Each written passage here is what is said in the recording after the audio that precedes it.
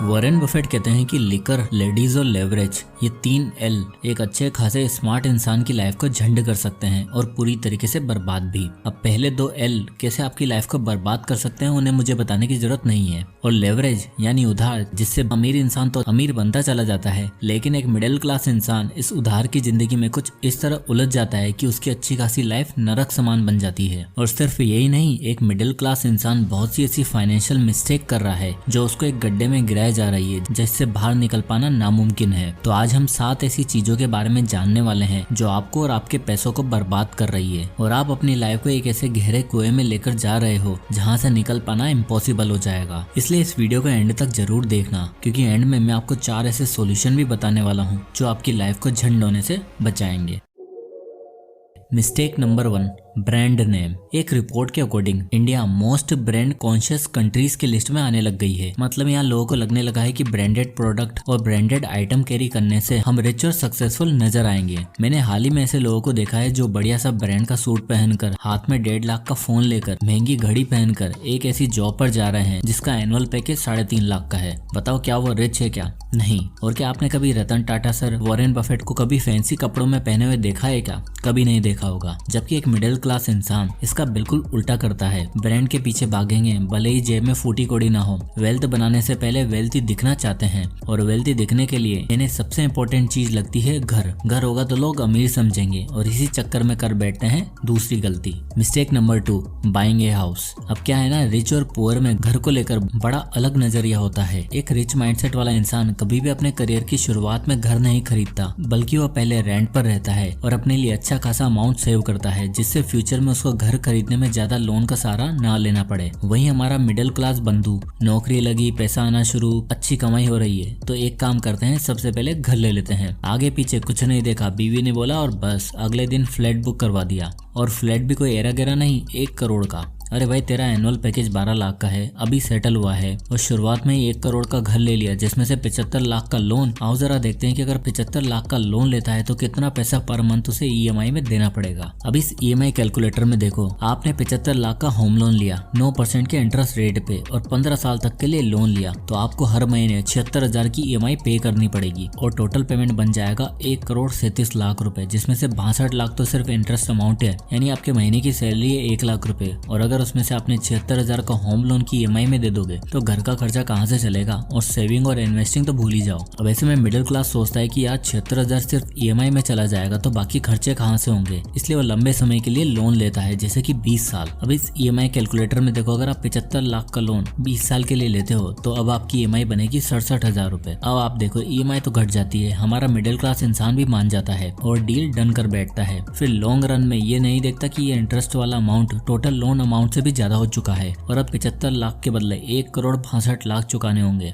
और अगर इसी बीच गलती से कुछ भी ऊपर नीचे हुआ तो सबसे पहले घर ही जाएगा हाथ से। और यही रिच माइंडसेट वाले लोग स्मार्टली प्ले करते हैं, वो कभी घर के लिए इतने बड़े अमाउंट का लोन नहीं लेते हैं, वो छोटे लोन की EMI भी जल्दी पे कर देते हैं। अब आती है मिस्टेक नंबर 3, बाइंग ए ब्रांड न्यू कार। चलो घर तो फिर भी ठीक है, एक बड़ा खर्चा हो गया। जो चीज एक मिडिल क्लास इंसान को सबसे ज्यादा अट्रैक्ट करती है वो है ड्रीम कार। दोस्तों, क्या आप सब जानते हैं वॉरेन बफेट को अपना पहला मिलियन कमाने में 30 साल लग गए और पहला बिलियन कमाने में 50 साल। अमेजिंग फैक्ट तो ये है कि उन 50 सालों में वॉरेन बफेट एक सेकंड हैंड कार चलाते थे, वो भी खुद ड्राइव करते थे, और फोन के नाम पर उनके पास एक कीपैड वाला फ्लिप फोन था। पर आज की डेट में मिलियन, अरे भाई, किसी की 50,000 रुपए महीना नौकरी लग जाए तो अपने आप को राजा समझने लगता है कि बस अब ऑफिस जाएंगे तो अपनी गाड़ी से। आओ आपको एक ऐसे मनुष्य का एग्जांपल देता हूँ। इनसे मिलते हैं मिस्टर दुग्गल। अब इन्हें भी नई नई गाड़ी का शौक चढ़ा था और गाड़ी कोई ऐसी वैसी नहीं बल्कि महंगी वाली 10 लाख की। अब भाई इन्हें लगा महीने का 50,000 कमा रहा हूँ तो 10 लाख की कार तो डिजर्व करता ही हूँ, तो उन्होंने 10 लाख की कार एक EMI पर ले ली। अब आप यहाँ देख सकते हो कि मिस्टर दुग्गल ने 10 लाख का कार लोन लिया है 8.5% के रेट ऑफ इंटरेस्ट पे और EMI बनवाई 5 साल की, तो उन्हें मंथली 20,571 रुपए की EMI देनी पड़ेगी, यानी 20,000 रुपए हर महीने एक चीज के लिए जा रहा है जिसकी वैल्यू बढ़ने की जगह घट रही है। प्लस में फ्यूल, मेंटेनेंस और सर्विस मिला के 30,000 रुपए सिर्फ गाड़ी में लग जाते हैं। अब सोचो, यही 30,000 रुपए अगर दुग्गल साहब ने इंडेक्स फंड में इन्वेस्ट किया होता, जैसे इस कैलकुलेटर में देखो, अगर वो 30,000 रुपए महीने की इन्वेस्टमेंट 12% के रिटर्न पे 5 साल तक करते हैं तो उसकी टोटल वैल्यू हो जाएगी 24,74,000 रुपए। और इन 24 लाख में से 10 लाख की गाड़ी भी आ जाती और 14 लाख एक्स्ट्रा बच भी जाते जिन्हें वो वापस इन्वेस्ट कर सकते थे। पर अफसोस दुग्गल साहब तो कम स्मार्ट निकले। पर हम पुअर और मिडिल क्लास लोगों की गलतियों का कोई ठिकाना ही नहीं होता। जिनके पास घर गाड़ी नहीं होती उनके पास होती है लॉयल्टी।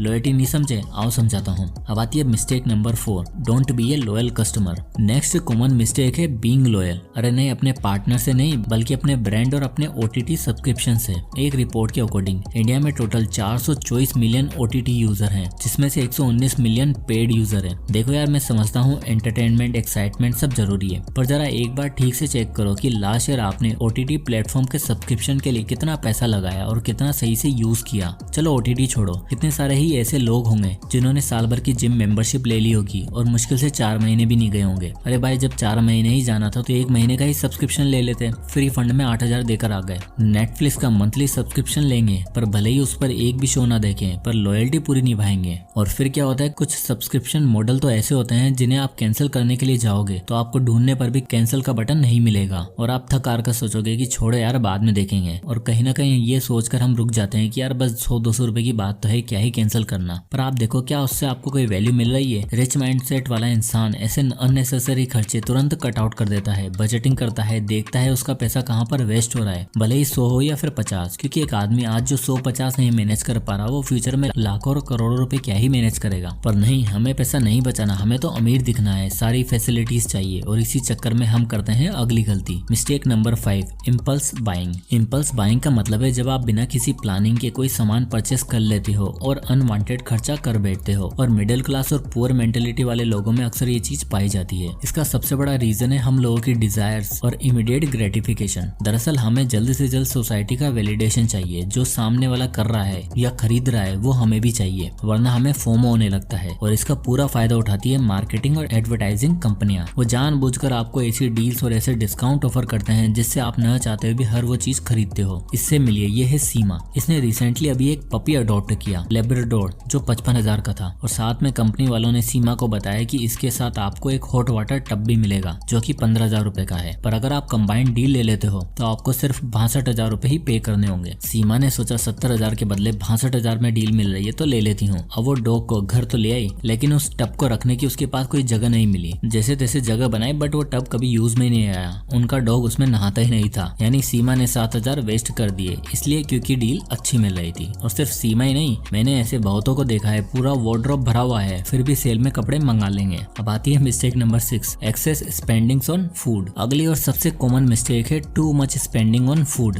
जरा आप ये फोटो देखो, साल 2023 में सिर्फ बिरयानी का टोटल 10 करोड़ रुपए ऑर्डर आए हैं। इतनी बिरयानी कि जितनी 8 कुतुब मीनार में भरी जा सकती है, 7 करोड़ पिज्जा जो 5 ईडन गार्डन स्टेडियम को भर सकते हैं। इससे आप समझ ही सकते हो कि हम इंडियन फूड पे कितना ज्यादा पैसा खर्च कर रहे हैं। अब इससे होता क्या है कि फूड को हम बजट का इंपॉर्टेंट हिस्सा मानते हैं, इसलिए खाने पर किया हुआ खर्चा कभी काउंट नहीं करते। इसलिए दे दनादन अंधाधुन पैसा खर्च कर देते हैं। हमेशा रेस्टोरेंट जाना, घर पे ऑर्डर करना, गेस्ट के लिए ऑर्डर करना आजकल बहुत कॉमन हो गया है। और ज्यादा बाहर खाने से आपकी फाइनेंशियल हेल्थ और फिजिकल हेल्थ दोनों खराब होती है। पर आखिर फूड पे इतना खर्चा होता क्यों है? इसका रीजन है अगली mistake. Mistake number 7, excessive social spendings. जी हाँ, सोशल ट्रैप एक ऐसी चीज को जन्म देता है जिसे हम कहते हैं लिविंग बियॉन्ड योर मीन्स। और दूसरों को इम्प्रेस करने के चक्कर में, उनसे कंपटीशन के चक्कर में अननेसेसरी और एक्सेसिव खर्चा कर बैठते हैं। एक्सपेंसिव पार्टीज, इवेंट्स और डिनर पे हम खुलकर खर्चा करते हैं ताकि सामने वाले को इम्प्रेस कर सके। देखो यार, ये सब एट द मोमेंट तो आप बहुत अच्छा लगता है, पर इसका तमाचा तब आपके ऊपर पड़ता है जब आप अपनी सेविंग्स को देखते हो। और तो और सोसाइटी को दिखाने में, अपने पार्टनर को इम्प्रेस करने में इतना खर्चा कर देते हैं कि बाद में खुद ही स्ट्रेस में आ जाते हैं, क्योंकि अब आपने उनके मन में अपनी एक इमेज बना ली है तो उससे नीचे कुछ भी नहीं चलेगा। और यही रीजन है कि वो बंदा बार बार इसी गलती को दोहराता है। भाई देखो,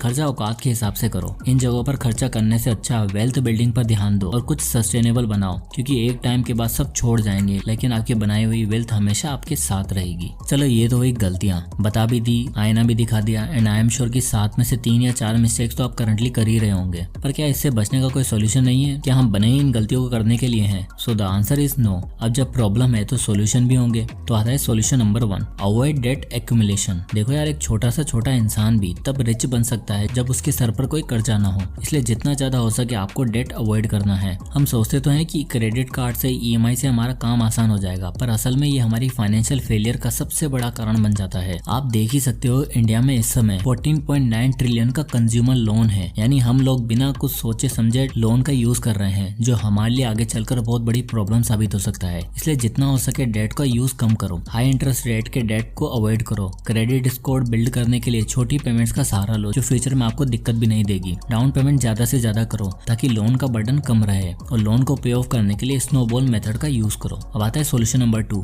क्रिएट ए बजट। देखो आमतौर पर हर फाइनेंशियल मिस्टेक्स का सबसे बड़ा रीजन होता है लैक ऑफ बजटिंग। आप देख सकते हो कि इंडिया में 69% house hold finance related issue face करते हैं, जिसका सबसे बड़ा रीजन है बजटिंग ना करना, और यही सबसे बड़ा रीजन है इन 69% लोगों का ट्रैप्ड रहने का। बजट आपको बताता है कि आपने अपनी मंथली इनकम किस किस जगह पर स्पेंड करी है, कौन से खर्चे जरूरी थे कौन से नहीं। इसलिए बहुत सारे एप्स भी बने हैं जो आपके सारे एक्सपेंसेस को ट्रैक करते हैं और आपको बताते हैं कि आपका कौन सा अननेसेसरी खर्चा हुआ है जिससे आप नेक्स्ट मंथ इग्नोर कर सकते हो। अब आता है solution number 3, use 20-80 rule for investment. Next है 20-80 रूल, जिसमें आप अपनी मंथली इनकम का 20% सेव और इन्वेस्ट करोगे एंड रेस्ट 80% को रखोगे बाकी खर्चों के लिए। क्या है ना, हमारा खर्चा ज्यादा तब हो जाता है जब हमारे पास ज्यादा पैसा रहता है। इसलिए अगर आप अपनी इनकम आते हुए 20% इन्वेस्ट कर दोगे तो आपके 2 फायदे होंगे। सबसे पहले आप गिल्ट फ्री स्पेंडिंग कर पाओगे, लिमिटेड खर्चा करोगे और फ्यूचर के लिए भी कंट्रीब्यूट कर पाओगे। फॉर एग्जाम्पल आपकी मंथली इनकम है 30,000 और आपको महीने के एंड में सैलरी मिलती है, तो आप नेक्स्ट मंथ की 2 तारीख की डेट को फिक्स कर सकते हो और 20% यानी कि 6,000 रुपए कहीं पर भी इन्वेस्ट कर सकते हो। और जब बचेंगे 24,000 रुपए तो ये OTT और ऑनलाइन फूड जैसी जगहों पर आप लिमिटेड खर्चा करोगे। एंड ट्रस्ट में ये सोल्यूशन आपकी फाइनेंशियल जर्नी को बहुत आसान बना देगा। बात है solution number 4, build a strong financial plan. एक स्ट्रॉन्ग फाइनेंशियल प्लान वही होता है जो ज्यादा एसेट ड्रिवन हो, यानी अपनी लाइफ और अपने फाइनेंस को सिक्योर करने के लिए जो सबसे इंपॉर्टेंट चीज आपको करनी है वो है focus on building assets not liabilities. Luxury car, dream house आपके प्लान का पार्ट होना चाहिए पर आपके अर्ली एज में नहीं। अर्ली एज में आपको वेल्थ बिल्डिंग पर ध्यान देना है। जैसे मैंने आपको एग्जांपल में भी बताया कि अगर मिस्टर दुग्गल उन 30,000 रुपए को इन्वेस्ट करते तो उनके पास इतना पैसा जमा हो जाता जो उन्हें एक स्टेबल और एक सिक्योर फाइनेंशियल फ्यूचर दे सकता था। तो एट लास्ट जितना हो सके इन फाइनेंशियल मिस्टेक्स को अवॉइड करो, बजट बनाओ, 20-80 रूल का प्रिंसिपल यूज करो और फाइनेंशियल प्लान बनाते समय ये जरूर ध्यान देना कि उसमें डेट कम से कम हो, क्योंकि इस दुनिया में कुछ भी फ्री नहीं है और अगर आपको इजीली लोन मिल रहा है तो समझो it's costing you your whole financial